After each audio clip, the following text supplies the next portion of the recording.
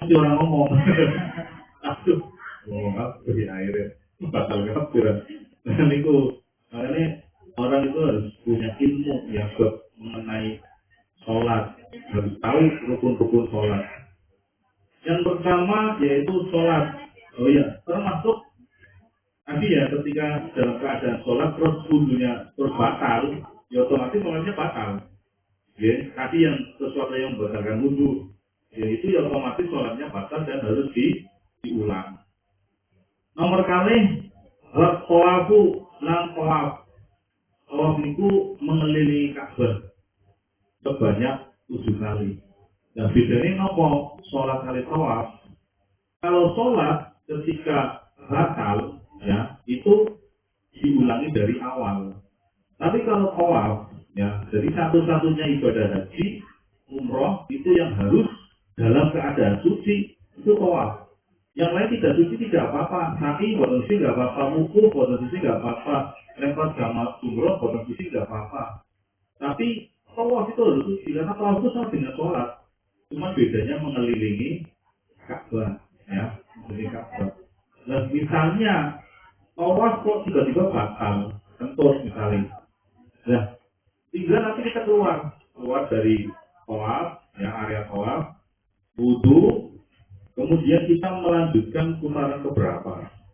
Tidak diulangi dari awal lagi. Ya, misalnya kok di putaran ketiga kok batal? Tidak setengah batal.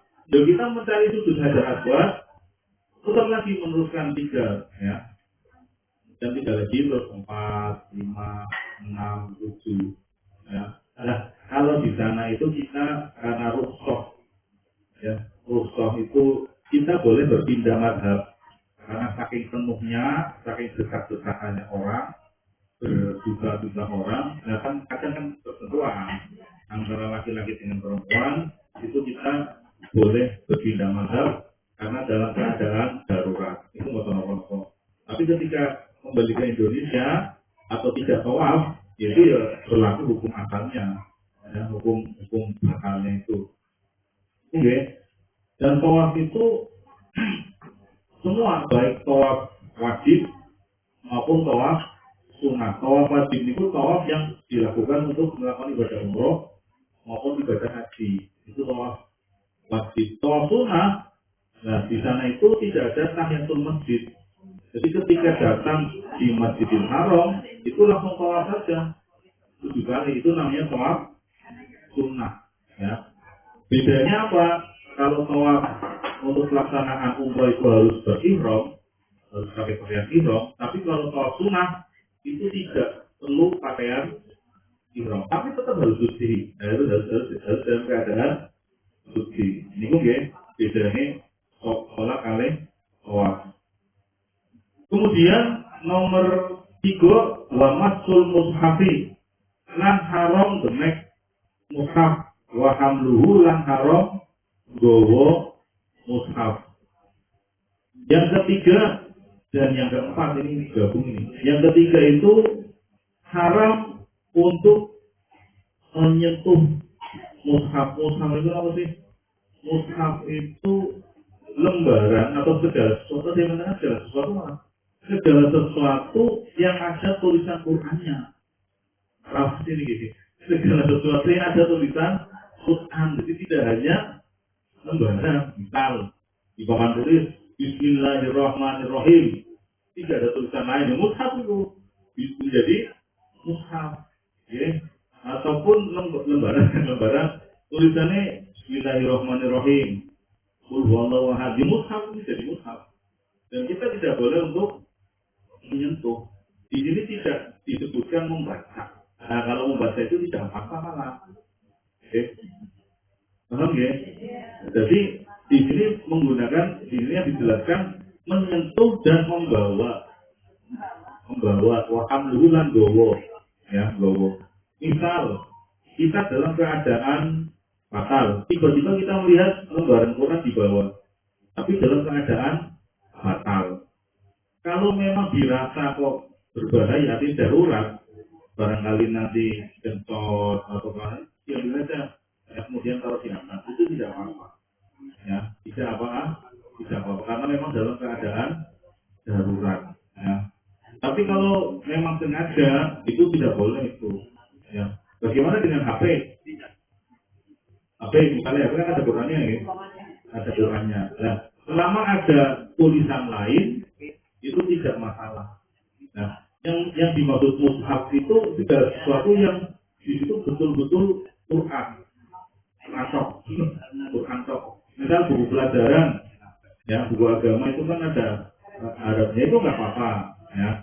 Ada yang mengatakan lebih banyak mana, lebih banyak tulisan Arabnya apa tulisan lainnya. Kalau dirasa lebih banyak tulisan Latinnya atau tulisan selain Qurannya itu tidak apa-apa. Tapi kalau lebih banyak tulisan Qurannya itu sudah dihukumi mushaf. Ada qaul, ada yang mengatakan seperti itu. Nah, makanya ya tadi sepele ya misalnya kok